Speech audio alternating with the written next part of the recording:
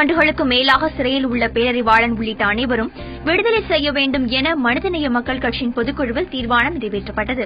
இக்கோரிக்கையை முன்வைத்து சென்னை, கோவை, மதுரை ஆகிய இடங்களில் பிப்ரவரி 7ஆம் தேதி ஆர்ப்பாட்டம் நடத்த உள்ளதாக அக்கட்சியின் மாநில பொதுச் செயலாளர் PS ஹமீத் தெரிவித்துள்ளார். வேலூரில் கொலை சம்பவத்தில் தேடப்பட்டு வந்த குற்றவாளி 187 நாட்களுக்கு பிறகு கைது செய்யப்பட்டுள்ளார்.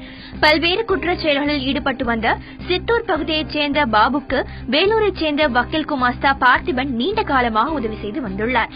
இந்த நிலையில் பாபு முகம் எரிக்கப்பட்டு கொலை செய்யப்பட்டார். தொடர்ந்து நடைபெற்ற விசாரணையில் பாபுவை பார்த்திபனை கொலை செய்திருப்பது தெரியவந்துள்ளது. கணவன் இறந்த 3 மணி நேரத்தில் மனைவியும் இறந்தது மயிலாடுதுறையில் பெரும் சோகத்தை ஏற்படுத்தியுள்ளது.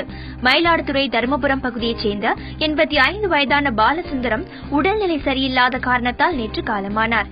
பாலசுந்தரம் சடலம் அருகே சோகமாக இருந்த அவரின் மனைவி வாலாம்பாள் துக்கம் தாங்க முடியாமல் அமர்ந்த நிலையிலேயே இறந்தது உறவினர்களை சோகத்தில் ஆழ்த்தியது. விவசாயம் செய்யும் முறைகள் குறித்து பயிற்சி பெறுவதற்காக இந்தியா வந்துள்ள பல்வேறு நாடுகளைச் சேர்ந்த வேளாண் அதிகாரிகள் குழுவினர் புதுச்சேரி முதல்வர் ரெங்கசாமியை மரியாதை நிமித்தமாக சந்தித்தனர். Afghanistan, Burma, Malaysia, Indonesia, Thailand மற்றும் பிஜி நாடுகளைச் சேர்ந்த இந்த வேளாண் அதிகாரிகள் இம்மாதம் முழுவதும் புதுச்சேரி வேளாண் துறையில் பயிற்சி பெற உள்ளனர்.